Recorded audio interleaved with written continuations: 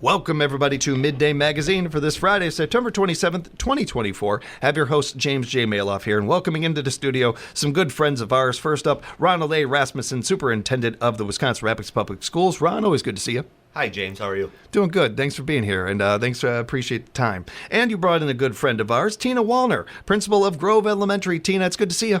Yeah, thanks for having me. Always appreciate our principals coming in here. I don't at all immediately get guilty feelings and start feeling like I'm thinking of all the things I did wrong in elementary school. That doesn't happen at all. I don't know. Tina, we appreciate you being here. More with you in just a moment, if you don't mind. I want to start with Ron. And Ron, how is the start of the school year going so far? Its school year started out actually phenomenal. It's the students are engaged. Other than some of our buildings don't have air conditioning, so it's been this unusually warm September. Yeah. So just trying to get students more focused on their education versus the heat sometimes in some of our buildings. But the school year started out really well. Students are actively engaged in their classrooms. Our co and extracurriculars at our middle school and high school are in full swing. And the other cool thing that's happening is just at our elementaries, the amount of family engagement that's happening. Yesterday at Grant, they had their fun run at the end of the afternoon, so all those students got out and were out in the school forest in the area around Grant. So just those important things of not just the academic school, obviously, is academically focused, but really to engage students and families are those other things that we do outside and part of the school day. So those are all occurring across the district, and excited for people to come into our buildings and see that. It's an exciting time of year. It's one of my favorite times of year. And something that we also, I think, is noteworthy, and a word you mentioned there in focus. And while kids are getting back to routines and how whether they realize it or not, how comforting and how good that is for their brains to get back into a routine after summer and some of that. With that takes a lot of focus, and these kids are really locked into school. They're locked into their after-school activities, which means that we as adults need to be adults and look out for them and keep an eye out on the roads. We've had bad incidents already this school year, not in this area necessarily, but in the surrounding areas. And I'd just like to remind everybody to slow down, keep an eye out for kids in the beginning of the day, at the end of the school day, and look out for our bus drivers and all that as well. It's important this time of year. That's what that's why we get paid the big bucks, everybody. It's why we get to be adults and pick our own bedtime is doing these things. Yeah, just really important, just anytime, just to be cognizant of your surroundings, and especially as students are out and about more right now, especially, as you said, in the morning and the late afternoons. We'll wrap up with you, Ron, in just a moment. Thank you so much for being here, and thank you for bringing Tina by. I always love that our superintendents bring some of our principals by, and we get a chance to find out a little bit more of what's going on in these schools. It's the transparency is really appreciated, but it's also, if I can just be honest, it's really fun. I love hearing from our grade schools and what's going on there, especially, my kids are in their mid-20s. I haven't been in grade school in a long time. It's fun to kind of catch up on these things and understand what's going on with kids and teachers in our grade schools. And we get to focus on Grove Elementary today, and Tina being with us. Tina, again, thank you very much for being here. Yeah, no problem. Glad to be here. How's the start of school year going over at Grove? Yeah, it's been great. We have lots of great things, and I want to give a shout out to Ron here for being present in the buildings, and he's already been busy reading to some classes from what I understand, and he's been at Grove several times already this year, and it's just really great for the kids to know who he is and staff to know that he's part of our family too. So at Grove, we have Grove School Family, and we focus a lot at the beginning of the year on safety and school bus safety and walking to and from school safety. So I'm glad that you mentioned that.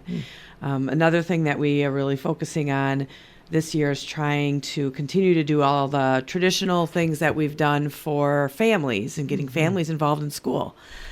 So we've done some really fun things already. We've only been in school 3 weeks, but we've done 3 family events already. Wow. Which has been really fun. So, of course, we had our open house, and we have our Learn the Routine night.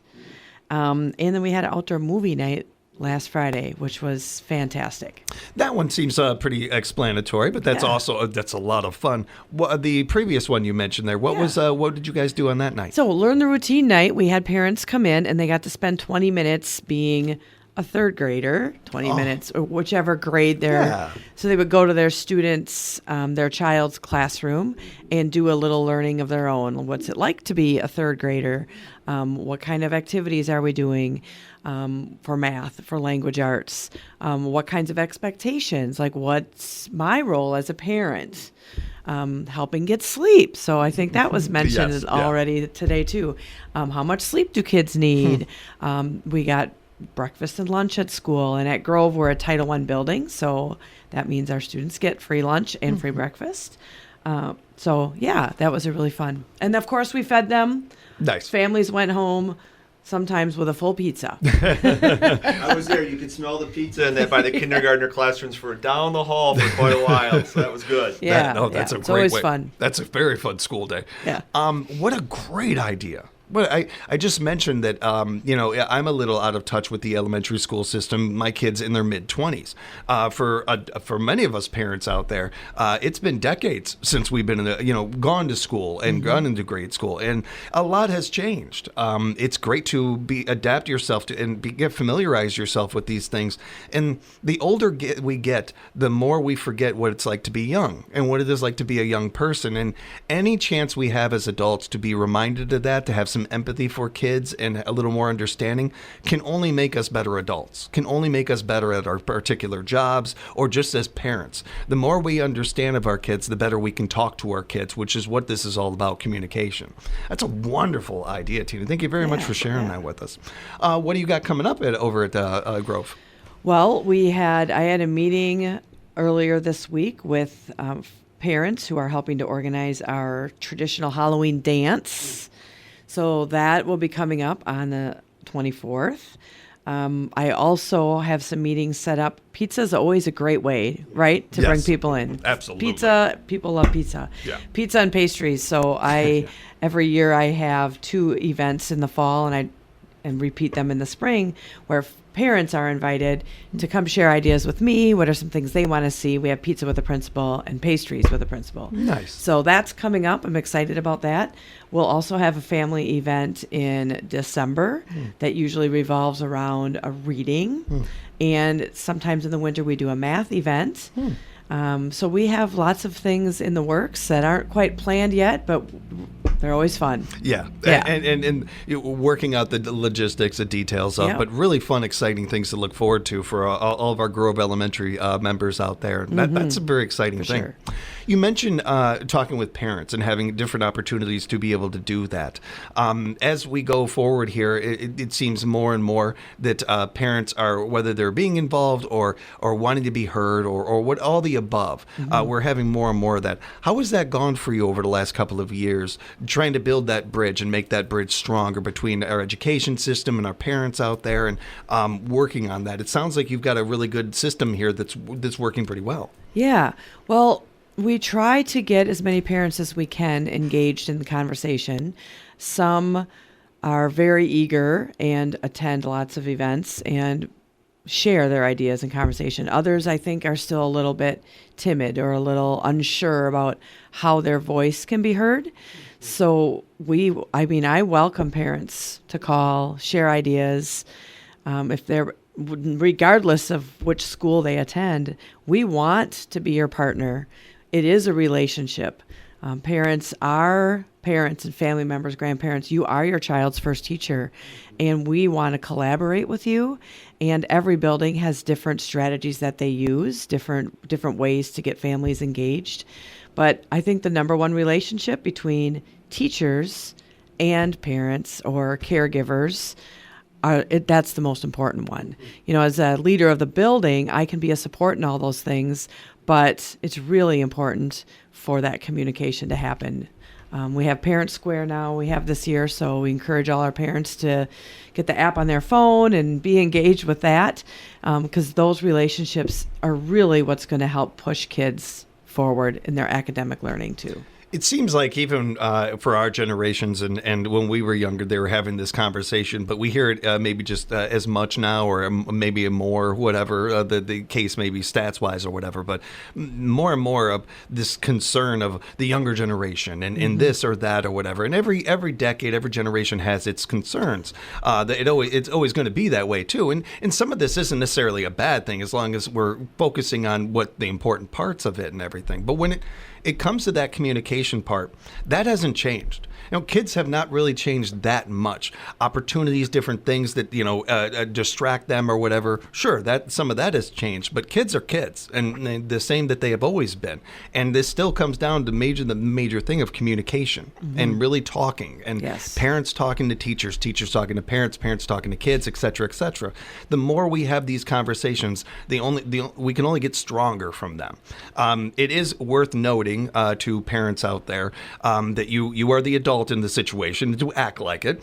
I think that's always worth noting. And for me, I'm just talking, it's just me saying this here, not anybody else, but I do think that the more I talk to parents, especially this time of year, I'm always encouraged by the passion and encouraged by them caring, but also wanting to remind people as well that we need to be reminded that we need to treat each other like adults. And that's important too, because it shouldn't be about you, it should be about your kid. And as long as that's the case, then, we're all here to listen and we all want to we all have the same goal here, to have a better future, to have these kids have a great future. And when it comes to the future, it sounds like you guys got some great things lined up there at Grove. When it comes to the Grove, one of the things that I love talking about two principals from different elementaries around here is the uniqueness of every one of our elementaries. When we're talking about Grove, what to you stands out as unique about the Grove Elementary School? It's a tough question, but I got to ask the tough ones. I got it every once in a while. Yeah. Well, I think we have a pretty strong focus on arts and music. We have a choir at Grove School Choir, and I don't think any other building has that. So some of our work with the fine arts, we have art galleries, and so I think that makes us unique. I also think that because we're a neighborhood school, most of our kids live within 2 miles of the school, and there's not many of those around, and so it's easy for families to get there. We have a nice playground, hopefully a new one coming next summer, which will be very exciting. But we have things happening around our neighborhood, and that allows families to gather. It's not unusual for me to come in to work on a weekend and see volleyball nets set up in the back field and neighborhood kids or families there enjoying the park and playing. So that's really unique. Our kids really know it's Grove School family. We wish each other well every day in announcements. We say, I wish you well. That's a really important part of our culture. And we have some really neat rituals that we do around our school family. So, every one of our elementary schools has this uniqueness to it, this wonderful bit of things going on, and they really tend to have to do with a bit of the neighborhood and some of those things that they have. And I just love being able to highlight those. Thank you very much for joining me on that, Tina. That's great. Appreciate the time, as always, from both of you. Your time is valuable, and I greatly appreciate it. So thank you both very much. And Tina, thank you so much for answering my questions, putting up with them and everything. I appreciate it. Yeah, thanks. Now, Ron, I did had a couple of questions for you. And as we were talking about in a bit of our pregame, you guys have made, you at the Wisconsin Rapids Public Schools, that is, have made a bit of an increased effort to have a presence on social media. Can we dive into that a little bit? Yeah, one of our strategic plan initiatives is really our communication plan, and working with our community. Tina's talked a lot about engaging parents and families at the elementary level. And we also fully realize we're a large school district, and some of that is we're unable to, as a large organization, to do some of that fully engagement. We know that parents and some of our students are really engaged on that social media aspect. And we know the negatives of social media, but we do want to share the positives of social media as well for us to communicate out, much like we do with your program here that we do monthly. We try to do stuff within our local other parts of our media, but also very important for us to get our stories out via social media. So we have our Facebook page, which some of our school buildings have more Facebook followers than the WRPS page, so we would encourage everyone to go follow the WRPS page.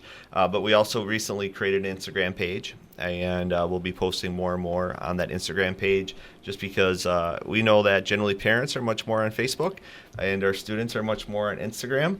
And so we're going to be promoting and sharing all the great things occurring within our school buildings. One of the things that has happened over time, and it's just the growth of social media, is all our individual school buildings have created their own their own images on social media, but we're also trying to bring some of that into the district perspective and those stories that flow from an elementary school to a middle school to a high school. So we're really excited about that moving forward, and so we encourage people to like us on Instagram and follow us on Facebook for those stories. Tina just shared, I think yesterday on the Grove page. Was it on the Grove page or the WRPS page? I think it was WRPS. WRPS, the WRPS page, You Are My Sunshine, and some of that process that occurs at Grove, and they talk about the choir at Grove. And just those are the things that we like to highlight, what our students are doing. Phenomenal. So much of what you guys do is very similar to what we do here, where it comes down to communication and having more opportunities for people to be able to connect and talk to you guys and anybody in your staff or anybody in the umbrella of the WRPS, along with celebrating the great things going on in our community and giving people that may not have an opportunity to see some of this stuff, especially if you don't have kids in school, to kind of just let you know about these things. I know that I talk to many listeners, especially this time of year as our high school football teams are playing each other in some of this. We tend to find out, oh, you went to that grade school, or oh, you went to this high school, and some of that. We take a lot of pride even decades later in the schools we go to. So even if you don't have kids in school, it can be fun to hear and see these things and find out what's going on. I know I still pay attention to Washington School and all of that, and I know I'm not alone in that. A lot of us still do. I still those. follow on Facebook my alma mater, so you just get a feel for what's occurring within your school, your former school's community. And speaking of that, you mentioned homecoming. And so next week is homecoming for Lincoln. So we have the normal activities. We have school assemblies on Monday and Friday. The Friday assembly is open for all families if they want to attend the assembly on Friday. Obviously, the football game on Friday night, and then Saturday will be their dance. So, that's always a tradition, a highlight of a student's career in education is homecoming, along with prom. Are the two big ones, and so we're really excited and to welcome alumni back as well to our community, and that alumni connection is really important this summer. I gave 3 tours of Lincoln, and then I know Mr. Ed Allison, our building and grounds director, gave tours as well this summer. So we really encourage those classes that are doing reunions. If you want to come back and see the school facilities now, that connection is really important. And what I love more than anything else is hearing the stories of when they were students. And this teacher, or at Lincoln, Lincoln is behind glass now, and when Lincoln used to be over at Old Lincoln, which is east, what happened to Lincoln, or where Lincoln's head was hit, and all those stories of people that I've heard about over the years, and just see that cool school connection that they had with teachers back then, and we hope our students today have that same connection with their teachers, so in 20 years they're talking about Mr. X or Miss O.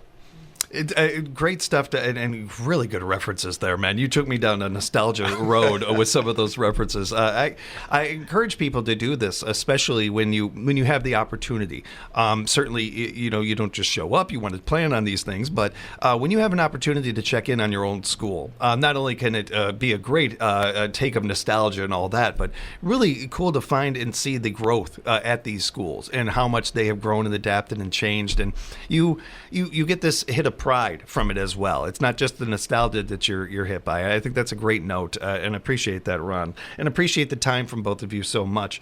I also want to remind everybody, when it comes to homecoming and some of these events, especially sporting events, might be a little more traffic in the school areas than usual. So kind of coming back to where we started, be safe out there, everybody. Keep an eye out for these kids. Keep an eye out for our bus drivers, our fellow parents, people that are just trying to make sure that our communities are as happy and as fun and have some good things going on as we can in them.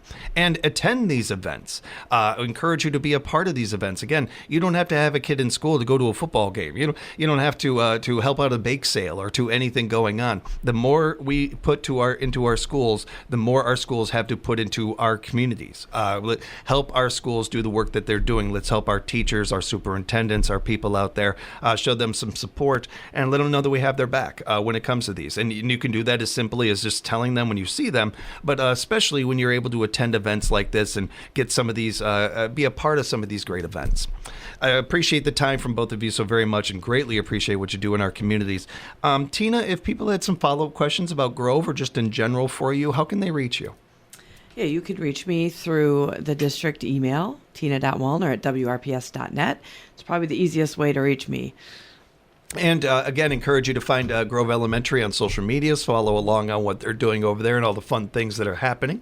And Ron, same question. How can people reach you if they have follow-up questions? Yep, the easiest is my email as well, which is ronald.rasmussen@wrps.net, or contact at central office, and you'll get directed to me.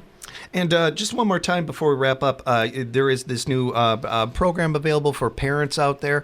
Just reminding any parents that might not know about it, Ron. Yeah, so just a reminder for all our parents in our school district, we've simplified it, but go to one communication platform for all our schools, sports, co-curriculars, etc., called Parent Square. So we encourage parents to download that app, and that's where they'll receive their direct communication from their individual schools and their clubs or activities. And, of course, WRPS.org. WRPS.org is a wonderful website. Be sure to go there to check out other information and have that bookmarked. Follow all of these schools and, of course, WRPS on social media and keep up to date on all the great things going on in your community. Both of you, thank you again for the time. Thanks, James. you.